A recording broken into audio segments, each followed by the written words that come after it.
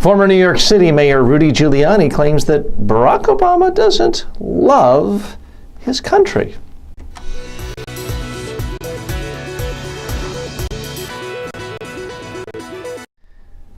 Folks, as many of you regular viewers know, I'm a student of rhetoric, and I help politicians with their own rhetoric. I don't mean rhetoric in any negative way. I just mean that is how you communicate with voters, with the public. I see four broad categories of rhetoric. There's rhetoric that a politician can use that inspires people across the political spectrum. Something that galvanizes supporters but makes a lot of sense to people regardless of their political views. So if they are on a moderate side, independent side, or the opposite of your perspective, whether you're liberal or conservative, it's words that are compelling. It means something. The second category of rhetoric is words that you can use to inspire your own base, people who already agree with you, and other people, moderates, people on the other side of the spectrum, don't really have one strong opinion.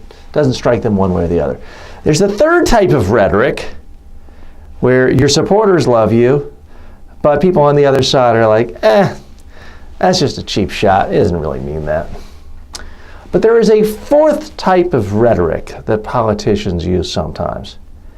And it's rhetoric that not all of their supporters like, but a thin slice of the extreme of their supporters like. But the problem with this rhetoric is that moderates, independents, and everybody on the other side just thinks of you as an absolutely, utterly despicable human being, a vicious demagogue. And that is how I put Rudy Giuliani's statements earlier this week, where he said that President Obama doesn't love his country, he doesn't love you and me, and anyone who suggests I'm racist for saying that, well, Obama has a white mother, so it can't be racist. Folks, that just seems bizarre, and it seems like a cheap shot. Now, imagine, some of you who may agree with Giuliani, I want you to picture this.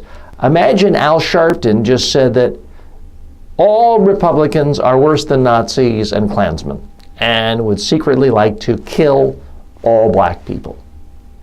There may be some of Al Sharpton's supporters who might agree with that. And by the way, I haven't heard Al Sharpton say that. But there might be some people who like that, who agree with Al Sharpton. But I'm pretty sure any moderate, independent, any conservative, any Republican who heard Al Sharpton say something like that would just think that makes him an incredibly despicable human being. It's beyond the pale. It's so wrong at so many levels that it doesn't even deserve serious analysis or commentary. Folks, I call it like I see it. If you want to point out other examples to me across the spectrum, I'm happy to analyze it. But this Rudy Giuliani thing, it's pretty sad. And full disclosure, I voted for Giuliani when he ran for re-election as mayor of New York City. So lest you think I'm just on some anti-Giuliani rant. But this is somebody who was seen as highly relevant, at least in urban politics, for a long time, and now seems to figure the only way he can get any attention is just through simple trolling. And it's a bit sad. I'm TJ Walker. Post your comments.